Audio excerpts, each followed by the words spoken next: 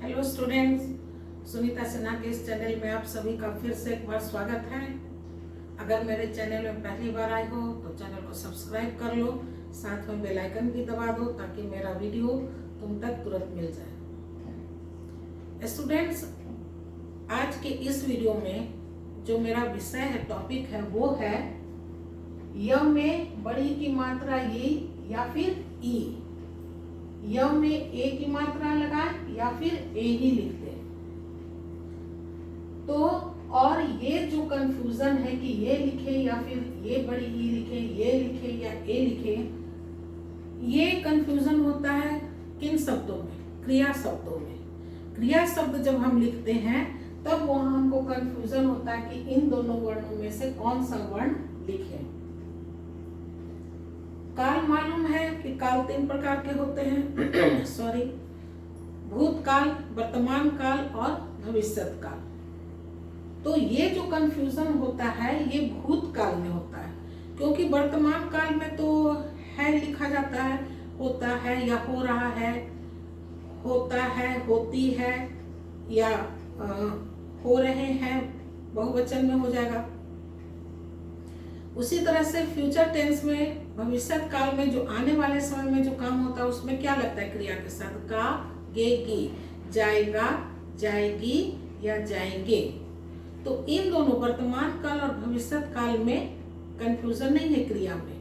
भूतकाल की क्रिया में, भूतकालिक रूप में क्रिया का जब हम प्रयोग करते हैं, गए, गया, गए या गई, वहां कंफ्यूजन होता है कि गई में हम य में बड़ी की मात्रा लगाएं या फिर बड़ी ई ही लिख दें। बहुवचन लिखते समय गए में ग में य में ए की मात्रा लगा दें या फिर ग और ए लिख दे गए, क्योंकि उच्चारण करने में सेम लग रहा है। गई, गई, गए, गए। उच्चारण में एक है, जब मुंह से ध्वनि निकल रहा है, मुंह से जो ध्वनि निकलता है उसी को फिर हम लिखते हैं। तो ध्वनि निकलने में सेम है, गए, गए, गई, गई। तो जो हम सुनते हैं, जो ध्वनि सुनते हैं उसी को हम लिखते हैं। तो गई या गई एक समान होने से स्टूडेंट्स कंफ्यूज कर जाते हैं कि हम कौन सा वर्ण को लिखें। तो आज इसी कंफ्यूजन को दूर करने के लिए हम ये वीडियो बना रहे हैं। भूतकाल के क्रिया में हमारे शिक्षाविदों ने जब शब्द का निर्माण कर रहे थे, शब्द बना रहे थे, तो उन्होंने जब भूतकाल क्रिया का जब रूप बनाने लगे तो उन्होंने कहा कि क्रिया शब्द का जो अंत है, अगर उसमें अंतर तो दोनों में है, ये ई क्या है? ये व्यंजन है और ये क्या है? ये स्वर है। उसी तरह से ये भी व्यंजन ही है और ये क्या है? ये स्वर है। तो हमारे शिक्षाविदों ने कहा कि शब्द के अंत में अगर व्यंजन रहेगा तो उसके सारे रूप व्यंजन में ही होंगे। सारे रूप कहने का मतलब लिंग, वचन और क्रिया। लिंग, वचन और बहुवचन। अरे एक वचन बहुवचन हो गया, लिंग वचन। हाँ, लिंग वचन जो है उसका शब्द के अंत में अगर व्यंजन है तो उसका सभी रूप यानी पुल्लिंग, स्त्रीलिंग या बहुवचन 3 रूप बनेगा। तो वो तीनों रूप में व्यंजन ही लगेगा।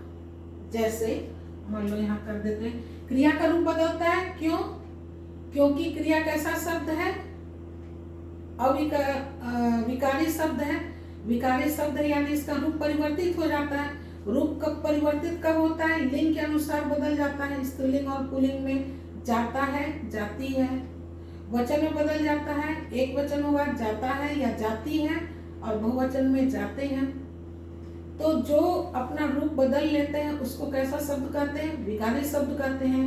विकारी शब्द में क्रिया शब्द भी आता है, क्रिया शब्द का रूप बदलता है, इसलिए ये भी विकारी शब्द है। तो देखो यहाँ मान लो हम लिख देते हैं पुल्लिंग शब्द है, इसमें पुल्लिंग शब्द लिखाएगा, यहाँ स्त्रीलिंग शब्द लिखाएगा और यहाँ बहुवचन।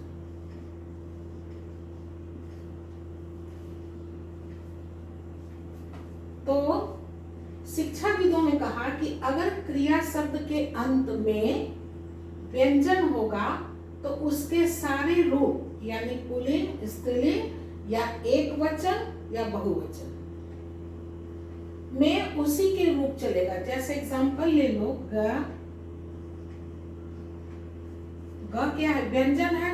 अब ये शब्द का पहला और अंतिम यही शब्द है, तो इसमें कैसा रूप चलेगा? व्यंजन का ही रूप चलेगा। तो ये क्या लिखाएगा इसमें? गया। क्रिया का भूतकालिक रूप हो गया गया। वह गया था, वह गई थी, या फिर वे सब गए थे। तो शिक्षाविदों जब शब्द निर्माण कर रहे थे तो उनका कहना था कि जब शब्द के अंत में व्यंजन होगा तो उसके सारे रूप व्यंजन में ही होगा। तो अब इसका स्त्रीलिंग रूप कैसे बनेगा? ग या में बड़ी की मात्रा गई। बहुवचन में क्या हो जाएगा? ग या में ये की मात्रा गए। क्यों उनका ऐसा धारणा था? क्योंकि गया, क्योंकि उन्होंने जब शब्द निर्माण कर रहे थे, शब्द निर्माण करते समय कुछ नियम का पालन किया गया होगा, नियम बनाए होंगे कि इसी नियम पे शब्द बनेगा, और नियम बनाने के लिए कुछ तो आधार होगा, उसी आधार पे ये नियम बना होगा। तो वो जो आधार था यही था कि व्यंजन के साथ व्यंजन का ही रूप चलेगा और स्वर के साथ, जैसे मान लो हु में क्या स्वर लगा है? हु की मात्रा लगा है, स्वर है ये, तो इसमें स्वर ही लगेगा। हुआ, हु में स्वर ही लगेगा, तो स्त्रीलिंग शब्द बन गया हुई, और बहुवचन बन गया हु में हुए। यानी वो जो शब्द निर्माण कर रहे थे, शब्द निर्माण करते समय जो नियम बनाए वो इन्हीं आधारों पे नियम बनाए कि अगर शब्द के अंत में व्यंजन होगा तो उसका सभी रूप व्यंजन ही होगा। क्यों ऐसा कहे?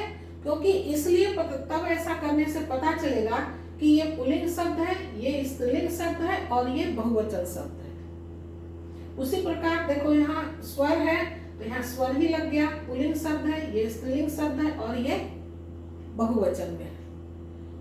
इसी आधार पर उन्होंने ये नियम बनाया कि और ऐसे पहचान भी हो जाएगा कि ये पुल्लिंग है, ये स्त्रीलिंग है और ये बहुवचन है। लेकिन अब के किताबों में, किताब पढ़ते होगे तो ध्यान देते होगे कि अब जो है गया में तो कोई प्रॉब्लम नहीं है, पुल्लिंग शब्द में कोई प्रॉब्लम नहीं है कि क्या लिखे।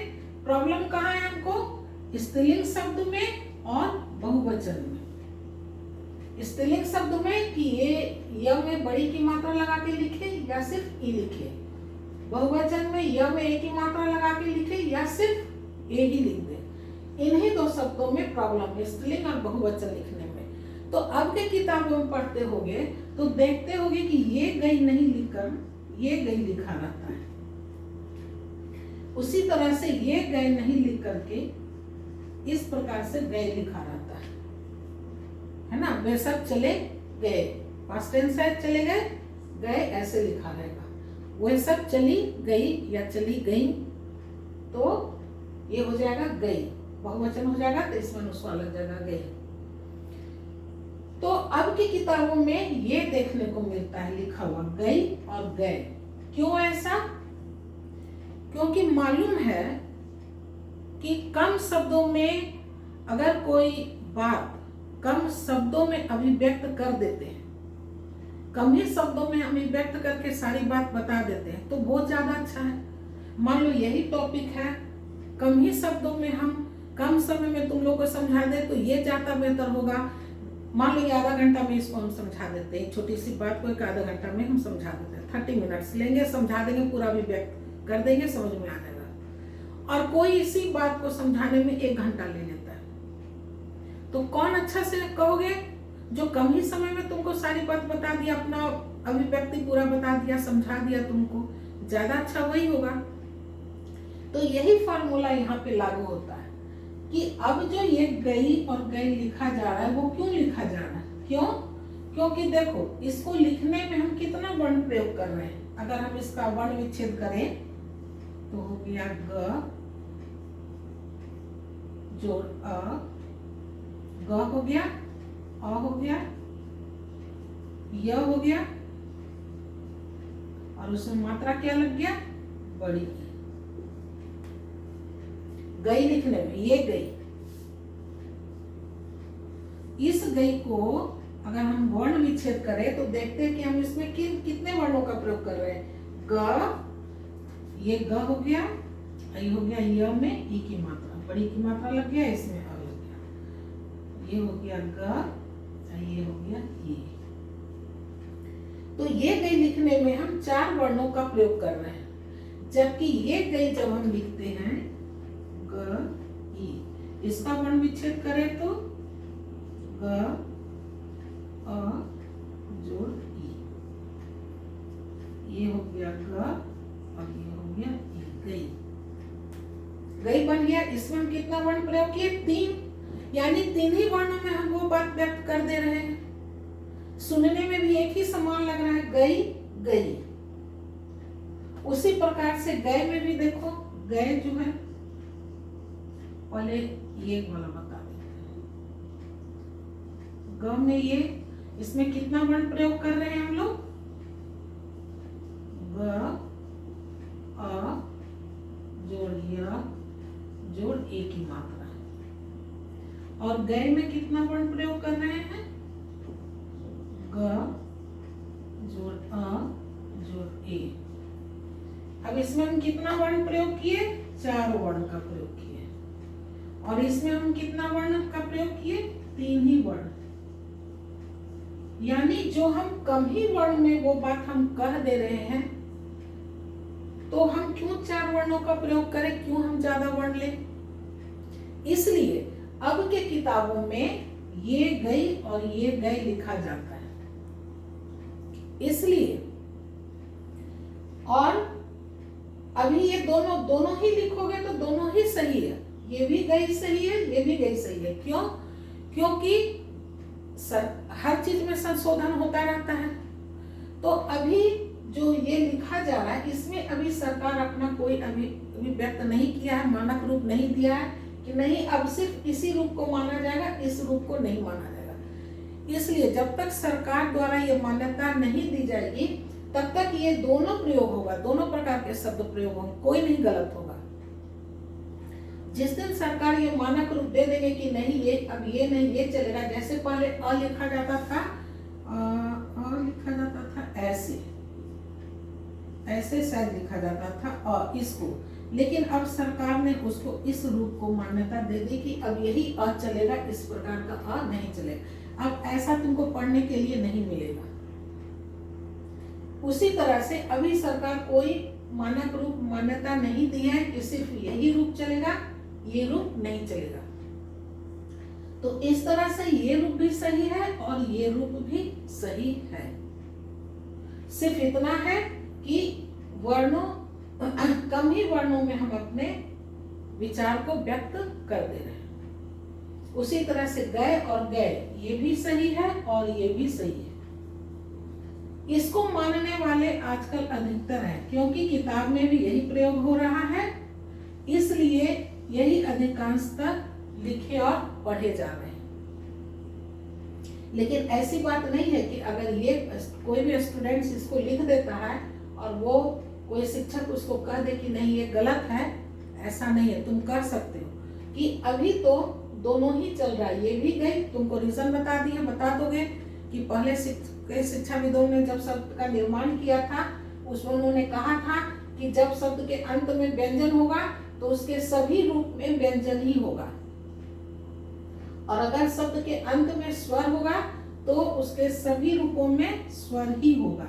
इस तरह से उन्होंने इस नियम को इसी आधार पर बनाए थे कि व्यंजन के साथ व्यंजन चलेगा, स्वर के साथ स्वर चलेगा। इसी नियम के तहत इन्होंने तीनों शब्दों का निर्माण किया था। लेकिन अब चूंकि वर्ण इसमें ज्यादा लग रहा है और इससे कम वर्णों में ही हमारा काम चल रहा है, हम अपना भाव प्रकट कर दे रहे हैं, तो फिर लोग अधिकांशतः अब किताबों में भी और स्टूडेंट्स भी इन्हीं शब्दों का प्रयोग करने लगे हैं। हम भी सोचते हैं कि अगर कम ही वर्णों में हमारा काम चल रहा है तो हम क्यों ज्यादा वर्णों का प्रयोग करें। इसलिए मेरे विचार से यही सही होगा, मतलब मेरे विचार से हम अपना अभिव्यक्त कर रहे हैं कि यही ठीक रहेगा कि कम ही वर्णों में हम उन बातों को व्यक्त कर दे रहे हैं।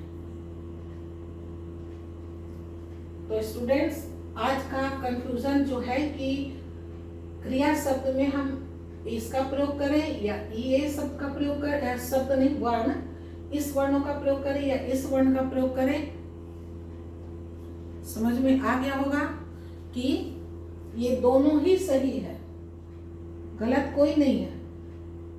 शिक्षा पहले के शिक्षाविदों के आधार पे ऐसे लिखना है, लेकिन चूंकि इसमें वर्णों की संख्या ज्यादा हो रहा है और कम ही वर्णों में हम अपना भाव को प्रकट कर दे रहे हैं, वही बात समझ में आ रहा है। उच्चारण भी एक है, गई गई, गए गए, अंतर कोई अंतर नहीं लग रहा है दोनों में, तो क्यों नहीं हम कम ही वर्णों वाला शब्द का प्रयोग करें। तो यही ज्यादा अच्छा है, कम चीज में ही मेरा काम चल जा रहा है। तो स्टूडेंट्स, अब से ऐसा कोई कंफ्यूजन नहीं होगा कि ये लिखे या ये वाला लिखे गई, ये वाला लिखे गए या फिर ये, कोई भी लिख सकते हो, दोनों ही सही है, क्योंकि अभी सरकार की ओर से ऐसा कोई मान्यता नहीं आया है कि इसी को माना जाएगा। तो जब तक नहीं उनका आज्ञा आता है सरकार की ओर से, तब तक हम दोनों ही शब्द को लिख सकते हैं। आज के वीडियो में बस इतना ही। अगर मेरा वीडियो पसंद आता हो तो लाइक करो, शेयर करो, सब्सक्राइब करो। एक नए टॉपिक के साथ नए वीडियो मिलते हैं, तब तक के लिए bye bye and take care.